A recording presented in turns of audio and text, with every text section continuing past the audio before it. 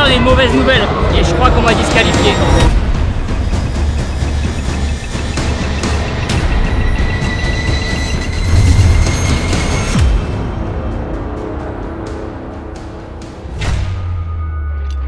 Bon les gars, les filles, c'est parti pour l'Aerox de Marseille. C'est mon 3e Aerox, le premier je l'ai fait en duo avec Juju. Les poids c'était open, donc c'était plus léger. Ensuite je l'ai fait en duo pro avec mon coach Ryan. Par exemple le sled c'était 200 kg à pousser et 150 kg à tirer, on était deux. Là je suis tout seul, on va voir ce que ça a donné. Hein. Let's go, c'est parti.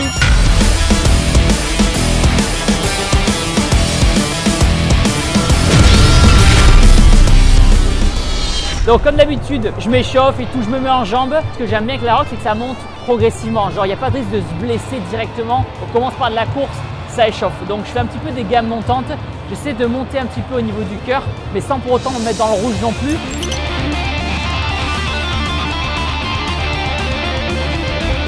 On fait monter le cardio tout doucement. On attaque dans 15 minutes à peu près, donc voilà, tranquille. C'est la première fois que je cours avec ces chaussures, on va voir ce que ça donne. J'ai changé de chaussures parce que j'ai pris des chaussures avec du crampon à ce niveau-là. Là, ça accroche parce qu'en fait, sur les mouvements comme le sled pull par exemple, sur la précédente vidéo, je glissais. Et là, je me suis dit non, non, là, je ne veux pas glisser. Donc normalement, il y a un crampon qui permet de mieux adhérer au sol. Donc on va voir, on verra si c'est utile.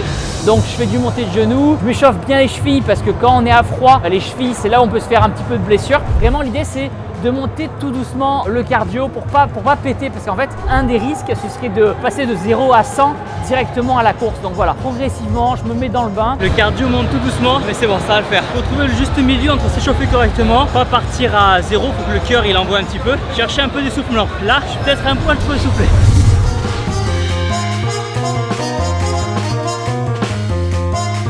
C'est bon, ça mélange l'impatience là, on y va, allez. Moi je prendrais une petite gorgée d'eau, je sais pas si c'est de la flotte. Je sais pas si c'est une bonne ou une mauvaise nouvelle, mais je me sens pas du tout stressé. Donc je me sens bien, je me sens à ma place, on est samedi soir, il est 19h30 et c'est parti, on va attaquer la course. Je suis vachement détendu et je sais pas si c'est un bon signe ou un mauvais signe.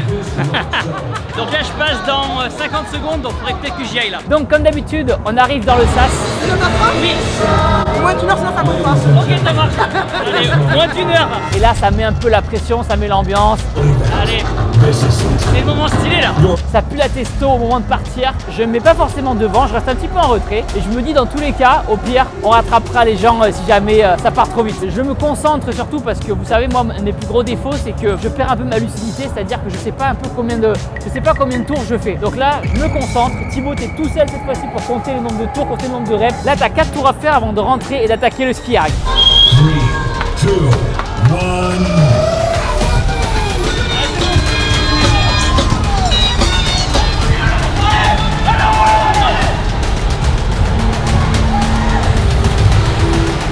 Pas trop dans le rouge non plus, mais j'essaie quand même de pas être dans ma zone de confort. Voilà, je flirte entre ma zone de confort et un petit peu dans le mal.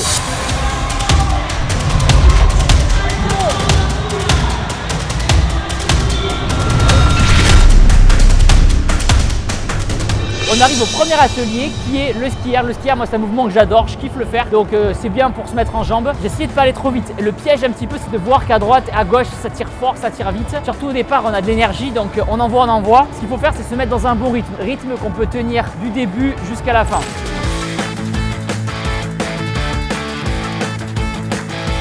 On est plutôt pas mal les amis sur ce départ de course, puisqu'en fait là il n'y a que la vague de Thibaut. Du coup il est vraiment plutôt bien placé à l'arrivée au ski erg et il a un bon rythme. Je regardais par rapport aux autres tirages et tout, là il est milieu de vague, c'est vraiment cool.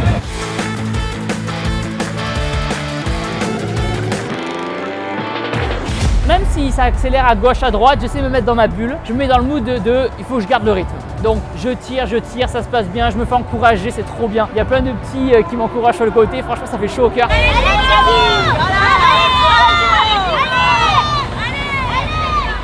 Je leur réponds pas forcément parce que je suis dans mon truc, mais j'entends à chaque fois vos encouragements, ça me fait trop du bien, ça fait trop plaisir. Je sors de là, pas trop cassé, mais congestionné au niveau des épaules. Et là c'est reparti pour la course. on détend un petit peu les bras, on repart courir son kilomètre et là on se met dans un bon mood, on y va, on souffle, on respire, on sort et là c'est parti pour 3 tours, donc le kilomètre, avant d'attaquer le deuxième atelier. Avant de passer à la suite des épreuves, un grand merci à Olafly qui est encore notre sponsor pour les vidéos Aerox. Aujourd'hui on est à l'Aerox de Marseille, mais des Aerox il y en a partout dans le monde. Et si vous êtes amené à voyager, que ce soit aux États-Unis, au Brésil, en Asie, en Afrique, en Europe et que vous voulez envoyer à vos potes vos meilleures stories pendant votre Aerox, Olafly sera votre meilleur ami. Olafly ça va vous aider à avoir internet et une bonne connexion à l'étranger. On le sait tous, quand on est à l'étranger et qu'on veut envoyer des vidéos à ses potes, ça peut coûter très cher. Le hors forfait, on l'a tous connu au moins une fois dans sa vie, c'est le cauchemar. Olafly vous permettra donc d'avoir un forfait illimité à l'étranger. Comme ça, aucune surprise. Comment ça marche? Vous allez sur le site d'Olafly et là-bas vous pouvez commander des eSIM. C'est une carte SIM virtuelle. Vous avez besoin de rien insérer dans le téléphone. Vous recevez juste un QR code par email et c'est bon, internet est activé sur votre téléphone. C'est hyper rapide et simple à installer. Vous rentrez votre destination, le nombre de jours que vous partez, achetez et voilà. Ça prend littéralement 5 secondes pour avoir la 4G illimitée. Olafly ça marche dans 209 destinations et dans 150 pays complètement en illimité. Brésil, Japon, Angleterre, vous pouvez même acheter une eSIM en avance et l'activer seulement quand vous arrivez à l'étranger. Avec Olafly, plus aucun risque de faire du hors forfait. Vous avez donc prévu de partir à l'étranger, cliquez sur le lien qui est dans la description, rendez-vous sur le site Olafly et avec le code ThibauInShape, vous avez 5% de réduction sur tous les forfaits. En attendant, moi, je retourne courir, c'est parti!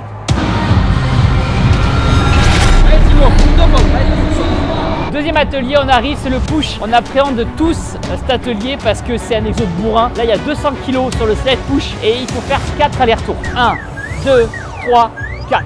Donc le premier, j'arrive à le faire unbroken, entre guillemets, j'arrive à le faire d'un coup. En fait, faut pas avoir peur de couper. Faut pas avoir peur de couper, faut pas avoir peur de faire des pauses parce que c'est chacun son rythme. À la différence de l'Aerox en duo, on peut se reposer pendant que l'autre fait l'effort. Là, c'est vous qui gérez le repos. Donc, pas hésiter, il n'y a pas de honte, entre guillemets, à se reposer parce que au final, même si à droite, à gauche, sur les lignes à côté, ça se repose pas forcément, ils vont finir par se reposer à un moment ou à un autre. Tu vois, on est tous humains. Certes, on est des machines de guerre, mais on a une limite. Et on pousse, on pousse, on pousse.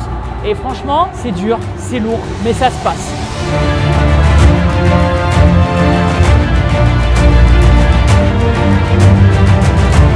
Les amis, je vais pas vous cacher que ça avait l'air extrêmement difficile. Je crois qu'il y a 202 ou 205 kg, un truc comme ça. Et je pense franchement que là, aller courir après ça, les jambes, elles sont éclatées. Je pense que ça va être un peu dur là. Cet exo et l'exo suivant, ça va être un peu compliqué, mais je crois très fort en mon amoureux. Il va très bien s'en sortir et il sera très fier de lui à la fin. Mais ouais, là, il va falloir qu'il aille un peu tranquille pour récupérer sur cette course-là.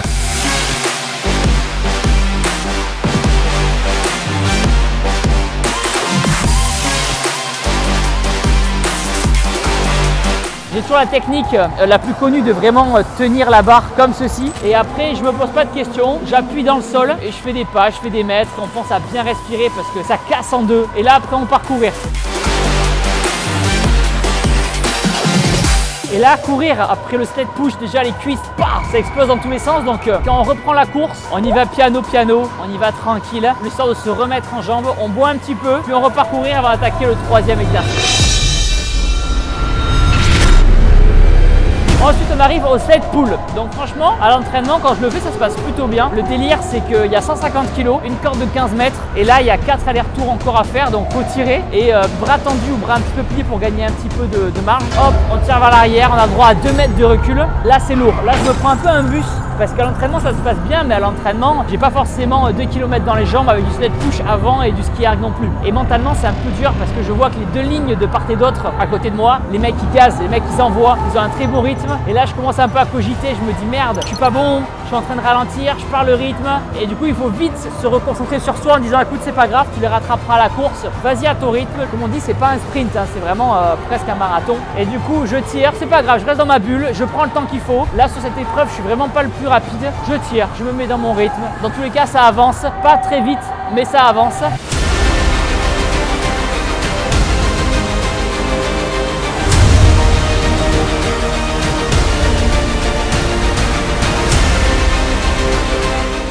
Par rapport à la dernière fois où j'ai fait l'Aerox en duo, je glissais au niveau des chaussures et je suis très content de mes chaussures parce que du coup il y avait une semelle un peu adhérente et du coup j'étais super bien pour tirer, ça glissait pas du tout. Donc je suis très content de mon achat, ça coûte 250 balles.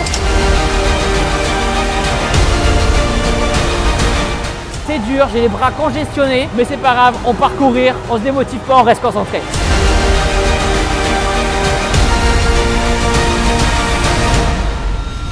autant la course, ça se passe, hein, franchement. Comme d'habitude, j'essaie de pas être dans ma zone de confort. En fait, j'essaie de pas me dire que la course c'est de la récup. Je me mets dans ma zone un petit peu dans le rouge, mais pas trop non plus. Et à côté de moi, je vois des mecs qui gazent à la course. Franchement, si vous voulez être fort à l'Aerox, courez les gars. Faites des gammes, courez. Faites de l'athlétisme en fait au final. Donc j'arrive au 4e atelier, les burpees. Et là, bizarrement, ça se passe plutôt bien. À la différence de la dernière fois où je faisais pas du step up, step down. Là, je fais du step up, step down. Ça veut dire que je vais au sol, je ramène un pied puis l'autre, je me couche. Un pied puis l'autre, je me couche. Un pied puis l'autre, je me couche. Ça me permet en fait de pas forcément être le plus rapide, mais de garder un rythme. Avoir un rythme lent, doucement, mais au moins ça avance, au moins ça déroule.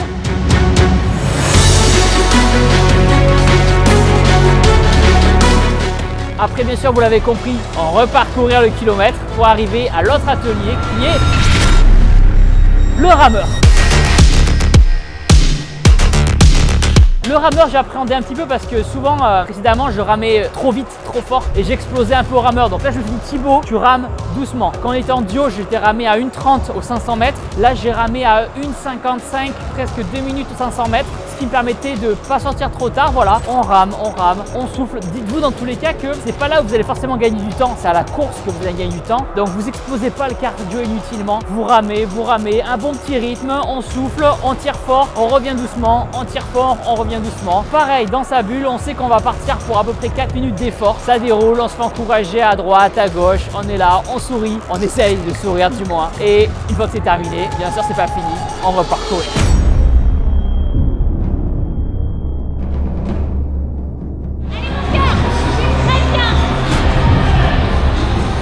Prochain atelier maintenant, le farmer carry. 2 kettlebells de 32 kg et on a 100 mètres de farmer carry à faire. J'arrive à faire les 50 mètres sans poser.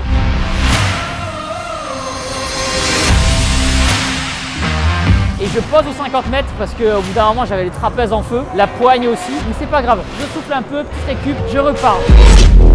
Je repose encore un petit peu, je souffle, je repars. Je souffle, je repars, je me détends un petit peu les avant-bras et ça déroule, ça avance. Pour le coup, je l'ai plus dur que je l'imaginais. C'est pas évident, c'est pas facile. Mais on s'accroche, on voit la ligne d'arrivée qui se rapproche tout doucement. On a fait plus de la moitié à ce niveau-là. On envoie, on déroule. On pense à s'hydrater parce qu'il y a des petits trucs de boisson. On boit un petit peu et puis je repars courir. Très bien, mon gars, ça fait moins d'1 heure. Un petit coup de boost quand même, histoire de lui dire que ça fait moins d'1 heure et que, désolé les gars, mais il lui reste moins de, je crois quoi, 300 mètres là je pense, 400 mètres. Et ensuite les fentes, 1 km et wall ball. S'il le fait en 1h20, je vous jure, pour une première en pro tout seul alors qu'il a jamais fait la catégorie open, ce serait incroyable. Donc c'est parti pour la course, le kilomètre, voilà, je vais pas expliquer. Ça déroule, mais je commence à avoir une petite tension au niveau du quadriceps. En fait, j'ai envie d'accélérer un petit peu sur la course parce qu'on arrive vers la fin. Les quadriceps, ils me disent non Thibaut, tu vas pas accélérer. Et là, je commence à sentir une tension au niveau du 3e tour et vraiment comme une crampe en fait. C'est une crampe au niveau du quadriceps. J'avais déjà vécu des crampes au mollet, mais au quadriceps, c'était très rare. Je me souviens quand j'avais fait un marathon, j'avais crampé aux ischios, mais les quadriceps, c'était très rare. J'arrive aux fentes et là je me dis waouh, je commence à cramper, la crampe ne passe pas, je serre le poing, ça passe pas, je dis putain les fentes ça va être dur et là j'avance, c'est horrible et là j'ai la crampe, ça me prend la cuisse. Vous avez déjà avec une crampe chez vous et là tu peux rien faire, franchement dans ton lit quand t'as les mollets qui crampent, t'as le quadriceps qui se contracte tout seul et en plus sur des fentes, c'est pas comme si c'était du rameur où j'aurais pu tirer avec le dos ou du farmer carry où j'aurais pu jambes tendues, là c'est vraiment des fentes. Donc en tout il y a 100 mètres de fente, j'arrive au premier quart et juste avant je pose le sac parce que je veux récupérer. Allez Thibaut, allez, allez Thibaut. Et là il y a la juge qui me dit non, vous n'avez pas le droit à pénalité. Je la regarde, je dis ah bon, je suis pas au courant qu'il y avait pénalité, on n'a pas le droit de poser le sac. Non, je dis je crampe. Elle me dit je m'en fous. Et je dis bon mais d'accord, bon mais je pose le sac et je recule du coup de 5 mètres, c'est ma pénalité. Et du coup je finis l'allée, le premier quart et là ma crampe ça explose, j'ai les cuisses, elles vont péter. Et là je repose le sac, je me dis bon c'est bon, on arrive à la pause entre guillemets avant de refaire les autres 25 mètres. Je vais récupérer, je vais me masser un petit peu, je souffle un petit peu. Et là elle me dit non Thibaut, vous êtes disqualifié. Je dis quoi quoi, je suis pas dans la zone de fente, c'est bon, je peux poser le sac. Elle dit non, non, non, non. Dans le règlement, il y a écrit que t'as pas le droit de poser le sac du début à la fin. Elle me dit, c'est quoi votre numéro? Et là, en fait, on m'a pas marqué mon numéro. Donc je lui dis, je connais pas. Et du coup, elle pouvait pas sur le coup me disqualifier, donc elle me prend en photo, je crois, parce qu'elle me connaissait pas. Et du coup, je pense qu'avec la photo, ils ont réussi à retrouver mon numéro. Et je la regarde d'un ton, je suis désolé, madame, si vous voyez la vidéo, je suis désolé, je vous ai parlé un peu mal. Je dis, faites ce que vous voulez, je m'en fous. Parce qu'en fait, j'avais tellement mal au niveau des quads que du coup, je me suis mis par terre et là, j'ai commencé à masser, à m'étirer. Juju m'a amené de l'eau, alors que ça, c'est interdit aussi. Je voulais sortir la carte influenceur, mais non, même pas. Il y a T-Bone Shape, pas de T-Bone Shape, disqualifié. Donc écoute, je suis deg, mais je m'en fous. Je veux finir ma course. C'est pas grave si le temps il est pas homologué. C'est pas grave si je suis pas sur les temps officiels. Je m'en fous. Je veux finir la course le plus vite possible. Et là, comme par magie, la crampe part. Et là, je me dis, alléluia, j'envoie sur des fentes. Et là, je me dis, waouh, allez Thibaut, on y croit, on se relance. Tu t'échappes pas. Arrête d'être une merde, Thibaut. Tu vas jusqu'au bout. Rien à foutre de ta crampe. Et là, j'y vais.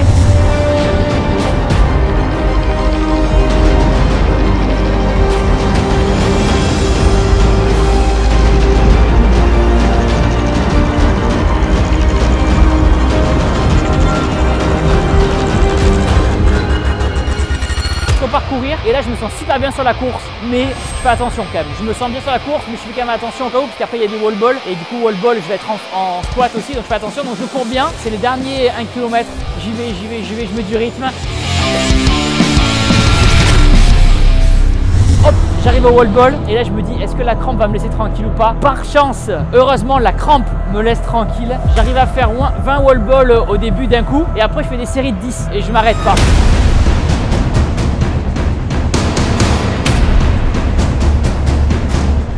Wall ball, 10 wall ball, 10 wall ball, 10 wall ball, je laisse tomber. Même si je me fais encourager, il y a tout le monde qui dit Thibaut, lâche pas, tiens bon. Je dis non, non, non les gars, vous n'allez pas m'encourager parce que je me connais, parce que si on commence à faire 13 wall ball, 14 wall ball, après on finit par en faire 7, 8, 9, 6, 5, 3. Donc non, j'ai un game plan, mon game plan c'est de faire 10 par 10 et vous allez me laisser là-dedans. Merci de m'encourager, ça accélère, le temps passe, hop les 10 wall ball, je fonce à ligne d'arrivée.